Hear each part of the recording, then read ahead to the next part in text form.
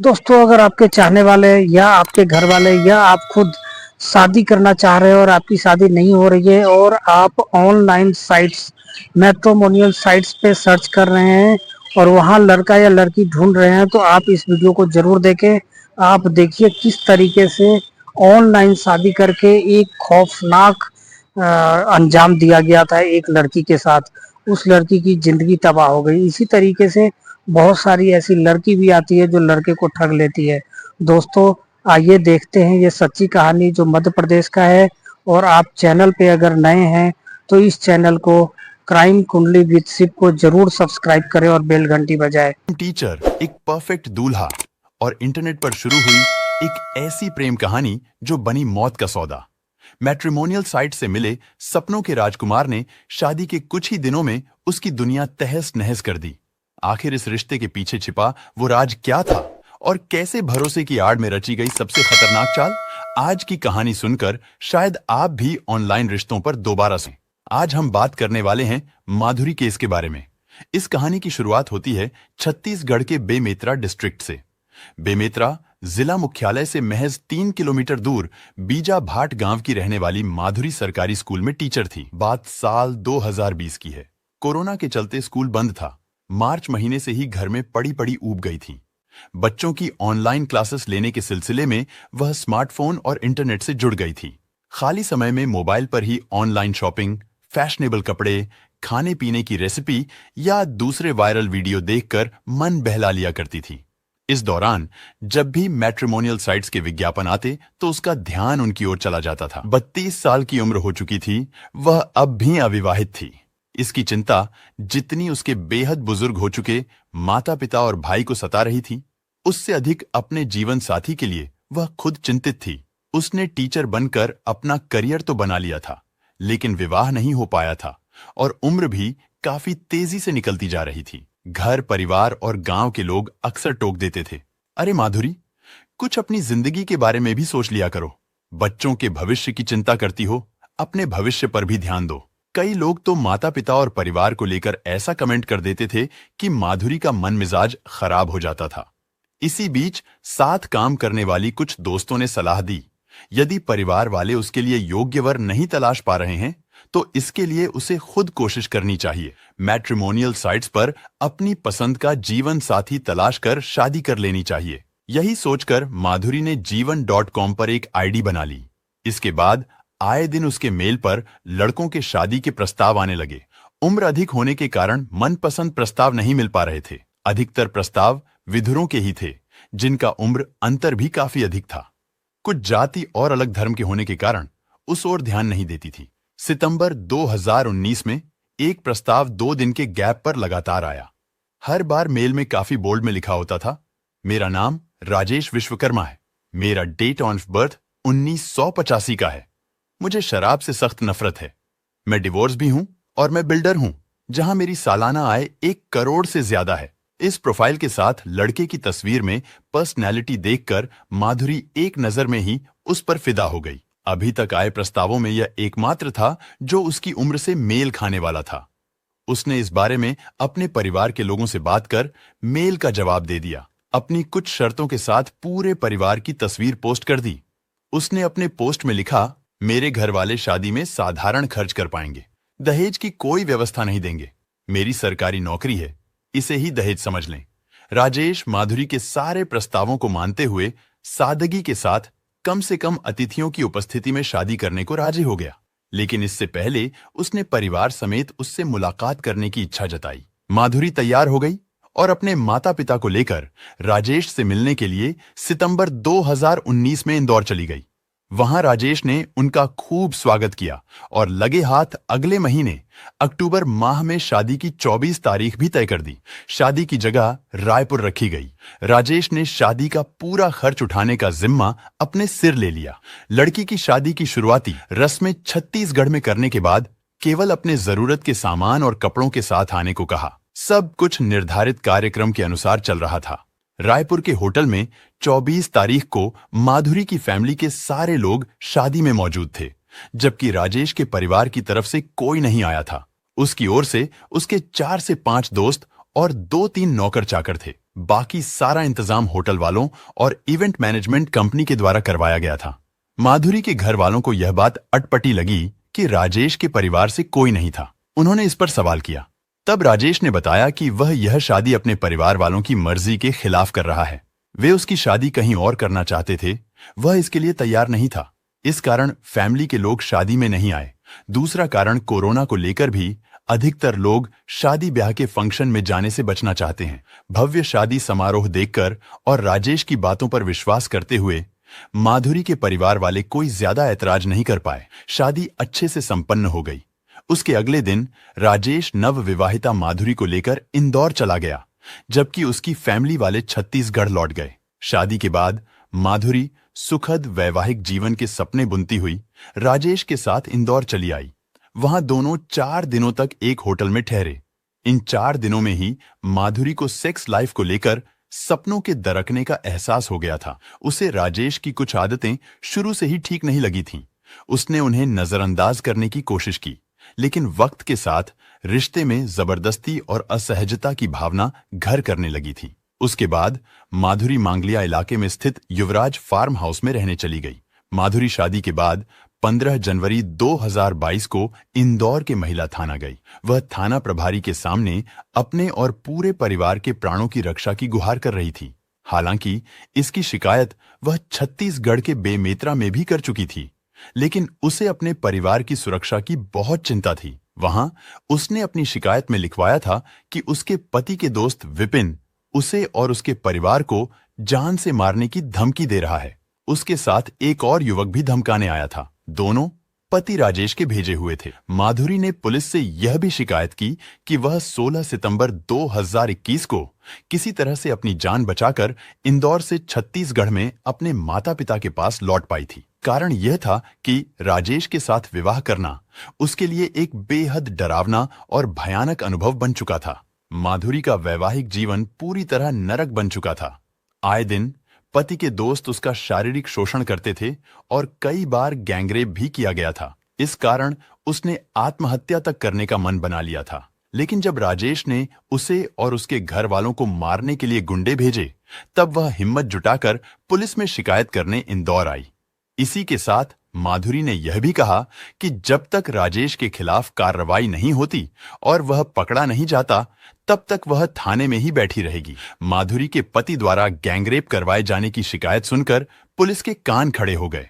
उन्होंने माधुरी से उसकी वह दास्तान सुनते हुए रिकॉर्ड कर ली जो उसने बीते 2 सालों में झेली थी। फिर राजेश और उसके साथियों के खिलाफ FIR दर्ज कर ली गई। पुलिस ने माधुरी को पूरी तरह से सुरक्षा देने का वादा करते हुए राजेश के खिलाफ तुरंत कार्रवाई शुरू करने का आश्वासन दिया और उसे घर जाने को कहा। इतना ही नहीं, पुलिस ने इस मामले में आरोपियों के खिलाफ अगले ही दिन कार्रवाई की पूरी तैयारी कर ली। इससे पहले सिप्रा थाने की पुलिस ने उसके द्वारा बेमेतरा थाने में दर्ज करवाई गई शिकायत के बारे में मालूम किया। राजेश के पुराने पुलिस रिकॉर्ड्स निकलवाए गए। उसका अध्ययन करते हुए पुलिस चौंक गई। चौंकने की वजह राजेश का पुराना आपराधिक रिकॉर्ड था। न केवल उसके, बल्कि उसके फार्म हाउस के खिलाफ भी कई शिकायतें पहले से ही दर्ज थीं। फिर क्या था? जांच की प्रक्रिया शुरू हो गई। पुलिस रिकॉर्ड में राजेश विश्वकर्मा बिल्डर था और वह उसी फार्म हाउस का मालिक था जहां शादी के बाद माधुरी ने करीब 2 साल गुजारे थे। पुलिस ने माधुरी की शिकायत के मुताबिक राजेश के अलावा उसके 3 दोस्त और एक नौकर पर भी FIR दर्ज कर ली। हालांकि राजेश का एक दोस्त विपिन भदौरिया को बेमेतरा छत्तीसगढ़ पुलिस पहले ही गिरफ्तार कर चुकी थी। उस पर 2 दर्जन से ज्यादा केस बेमेतरा और दूसरे थानों में दर्ज बताए गए। उसे बेमेतरा की हाउसिंग बोर्ड कॉलोनी से पकड़ा गया था। इधर इंदौर पुलिस ने राजेश को भी उसके फार्म हाउस से हिरासत में ले लिया। उसके साथ नौकर अंकेश बघेल भी पकड़ा गया। अगले दिन जब थाने में उसका सामना माधुरी से हुआ, तब वह समझ गया कि यह सब किसका किया कराया है, क्योंकि उसके ऊपर पत्नी पर जुल्म ढाने और कई गंभीर आरोप लगाए गए थे। इस कारण उसकी गिरफ्तारी गैर जमानती थी। यही नहीं, पुलिस को इंदौर के मांगल्या इलाके में बने युवराज फार्म हाउस के खिलाफ भी कई बातें मालूम हो चुकी थीं। उस लिहाज से फार्म हाउस में जमीन कब्जा, नशाखोरी, अय्याशी के लिए न्यूड डांस पार्टी से लेकर वहां होने वाले कई अनैतिक काम शामिल थे। उसी फार्म हाउस में आने जाने वालों में राजेश के खास दोस्त अंकेश बघेल, विवेक विश्वकर्मा और विपिन भदौरिया भी थे। माधुरी सभी की परिचित ही नहीं बल्कि उनके शिकार भी हो चुकी थी। सभी ने उसके साथ कई बार गलत काम किया था। उधर छत्तीसगढ़ पुलिस ने भी राजेश विश्वकर्मा, आनंद साहनी और सिद्दीक को आरोपी बना लिया था। छत्तीसगढ़ पुलिस के मुताबिक मुख्य आरोपी राजेश विश्वकर्मा ने विपिन भदौरिया, आनंद साहनी और सिद्दीक को बेमेतरा में पीड़िता की हत्या के लिए भेजा था। तीनों ने पहचान छुपाकर कुछ दिनों तक सवेरा लॉज में पान मसाले के एजेंट बनकर ठहरे हुए थे। विपिन भदौरिया आगरा जिले में जयपुर स्थित प्रकाश नगर का रहने वाला था। उस पर करीब 1 दर्जन आपराधिक मामले दर्ज हैं। यही नहीं, विपिन हथियारों का भी शौकीन बताया गया। उसने अपनी फेसबुक प्रोफाइल पर बंदूक थामे हुए फोटो लगा रखा है। यहां तक कि विपिन के पिता दिनेश पर भी 1 दर्जन आपराधिक मामले दर्ज हैं। इंदौर पुलिस द्वारा दर्ज गैंगरेप के इस मामले के चारों आरोपी मूलतः नागदा के रहने वाले हैं। उनमें मुख्य आरोपी राजेश विश्वकर्मा के पिता जगदीश विश्वकर्मा का नागदा में इंजीनियरिंग व्यवसाय का अच्छा खासा कारोबार है। राजेश के बारे में जुटाई गई जानकारी के अनुसार वह शुरू से आपराधिक गतिविधियों में लिप्त रहा है। इस कारण उसके पिता ने कभी भी उसे पसंद नहीं किया। यहां तक कि उससे परेशान होकर साल 2008 में उसे घर से निकाल दिया था। उसके बाद से उसने अपना रहने का ठिकाना इंदौर में बना लिया था। वहीं उसकी दोस्ती अंकेश बघेल, विपिन भदौरिया और विवेक विश्वकर्मा से हुई थी। सभी आरोपियों के खिलाफ दुष्कर्म की धाराओं 376, 301, 534, 206, 25 आर्म्स एक्ट के तहत केस दर्ज किया गया। इस मामले में गिरफ्तार किए गए चारों आरोपी नागदा के निवासी हैं। राजेश की गिरफ्तारी के बाद पुलिस ने उसके युवराज नाम से मशहूर फार्म हाउस में गहन छानबीन की। यह फार्म हाउस कुल 1 लाख वर्ग फीट में फैला हुआ था, जिसमें से 27,000 वर्ग फीट पर निर्माण किया गया था। यह राजेश का ऐशगाह बन चुका था। बड़े अधिकारियों से उसके अवैध निर्माण को ढाने के आदेश भी ले लिए गए। कलेक्टर मनीष सिंह ने फार्म हाउस को ढाने के आदेश दिए थे। हालांकि उसे ढाना कोई आसान काम नहीं था। इसके लिए नगर निगम ने 4 से ज्यादा जेसीबी और बुलडोजर लगाकर फार्म हाउस को ढाया। एसडीएम विकास श्रीवास्तव और एसडीओपी पंकज दीक्षित की मौजूदगी में 16 जनवरी की दोपहर करीब 1 बजे कार्रवाई शुरू हुई थी। मौके पर सुबह से ही प्रशासन, नगर निगम और पुलिस की टीमें जुट गई थीं। कार्रवाई से पहले जिला प्रशासन और पुलिस अफसरों ने मुआयना किया। इसके लिए भारी पुलिस बल लगाया गया। सबसे पहले अंदर से सारा सामान बाहर निकाला गया। बुलडोजर से बाउंड्री वॉल गिरा दी गई। उसके बाद अंदर के हिस्से को ढाया गया। इस बीच मुख्य आरोपी राजेश को सामवेर तहसील में जेएमएफसी कोर्ट में पेश किया गया, जहां से उसे न्यायिक हिरासत में भेजा गया। पुलिस को फार्म हाउस से राजेश की अय्याशी से जुड़े कई सामान मिले। उनमें महंगी शराब की बोतलें और सेक्स टॉय तक थे। फार्म हाउस में बार बनाया गया था। घूमने के लिए छोटी ट्रैवल गाड़ी और लग्जरी कार तक उसके पास थी। फार्म हाउस से आर्टिफिशियल हथियार भी मिले जो चीन के बने थे। उनमें आर्टिफिशियल चाकू और कुल्हाड़ी समेत अन्य सामान थे। वहां लगे सीसीटीवी कैमरे और डीवीआर भी जब्त कर लिए गए। लाखों रुपए खर्च कर इस फार्म हाउस का निर्माण गलत तरीके से कराया गया था। साथ ही इंटीरियर पर भी काफी पैसे खर्च किए थे। पुलिस और नगर निगम के वरिष्ठ अधिकारियों ने फार्म हाउस के दस्तावेजों की जांच कराई। वे बताते हैं कि यह सब उसने अपनी पुश्तैनी जमीन बेचकर बनाया था, जिसकी कीमत 50 करोड़ से भी अधिक है। फार्म हाउस के नजदीक एक जमीन का टुकड़ा उसने कुछ साल पहले करोड़ों में बेचा था। वह रंगीन मिजाज और अय्याशी के शौक पूरे किया करता था। राजेश का एक बड़ा भाई भी है जो पिता का व्यवसाय संभालता है। हम भगवान से प्रार्थना करेंगे कि किसी भी औरत को राजेश जैसा पति न मिले।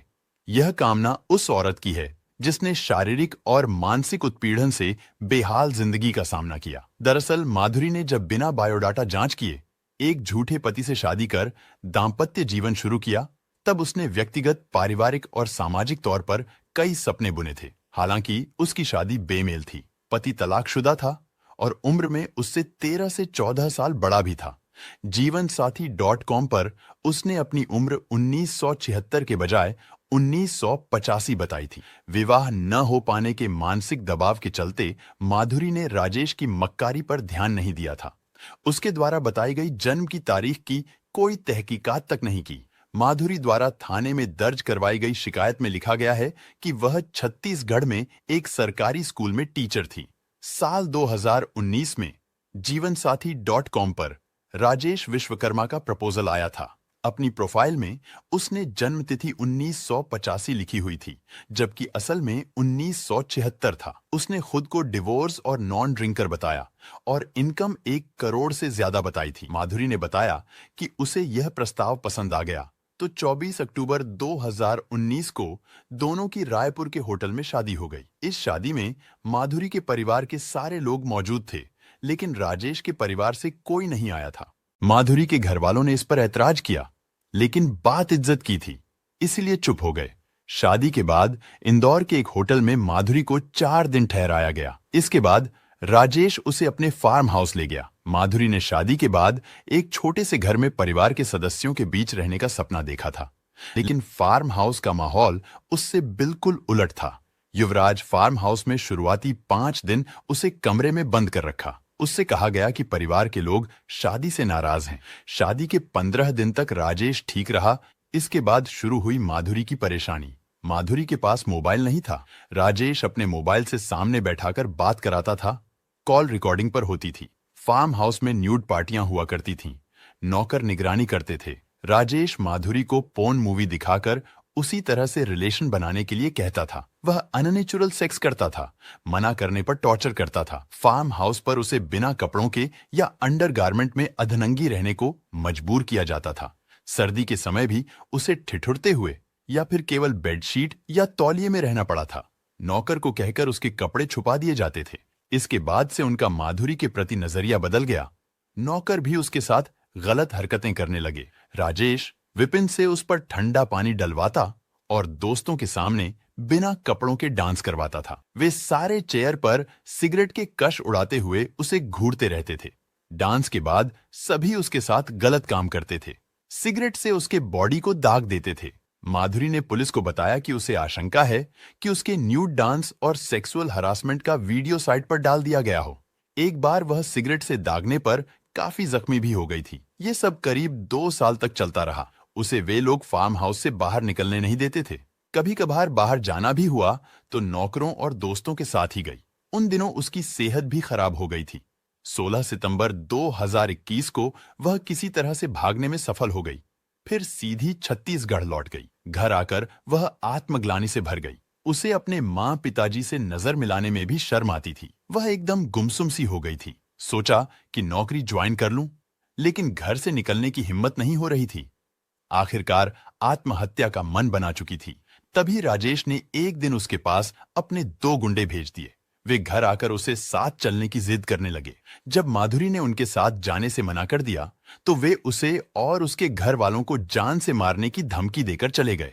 ये बात घर वालों को नहीं मालूम थी, लेकिन जब बात परिवार वालों पर आई, तो माधुरी ने हिम्मत जुटाकर पहले छत्तीसगढ़ में अपनी जान की सुरक्षा के साथ राजेश और उसके दोस्तों के खिलाफ शिकायत दर्ज करवाई। सौभाग्य से दोनों गुंडे तुरंत पकड़े गए।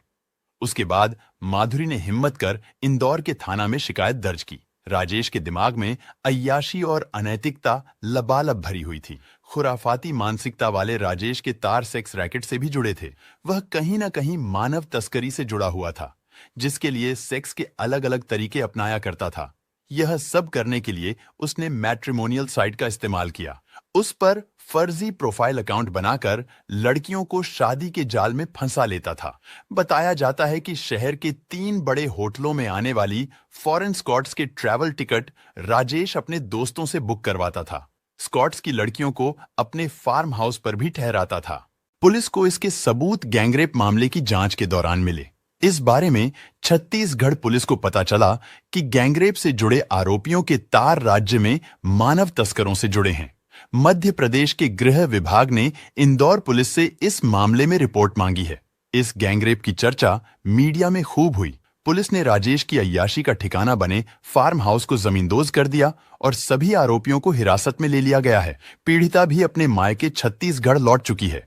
उसके दिल से भले ही कुछ बोझ कम हो गया हो, लेकिन जब तक राजेश और उसके दोस्तों को सजा नहीं मिल जाती, तब तक माधुरी चैन से नहीं बैठने की कसम खा रखी है। मैट्रिमोनियल वेबसाइटों पर फर्जी प्रोफाइल बनाकर अपराधियों के जाल में फंसना आज के समय की सबसे बड़ी सामाजिक चुनौतियों में से एक बन चुका है। माधुरी जैसी लड़कियों की जिंदगी इन दरिंदों के हाथों शिकार बन जाती है। राजेश और उसके साथी डाइवोर्स, शराब, नफरत आदि बनकर बस एक छलावा थे। शादी जो सुरक्षा, प्यार, सम्मान और कानूनी अधिकार का प्रतीक होती है, माधुरी के लिए एक नरक की शुरुआत बन गई, जहां रेप, गैंगरेप और मनोरंजन का सिलसिला 2 साल तक चलता रहा। प्यार और शादी जिंदगी बदल सकते हैं, लेकिन अगर भरोसा गलत इंसान पर हो तो वही जिंदगी तबाह भी कर सकते हैं। माधुरी की कहानी हमें यही सिखाती है कि ऑनलाइन रिश्तों में भरोसा करने से पहले सच की तह तक पहुंचना जरूरी है। अगली बार फिर मिलेंगे एक और सच्ची और चौंकाने वाली कहानी के साथ। इस कहानी को सुनाने का मकसद किसी को ठेस पहुंचाना नहीं था, सिर्फ और सिर्फ जागरूक करना था। और दोस्तों, ये वीडियो अच्छी लगी हो तो लाइक करना है, कमेंट करना है, वीडियो को शेयर करना है। और आप इस चैनल पे नए हैं तो चैनल को सब्सक्राइब जरूर करना है। धन्यवाद।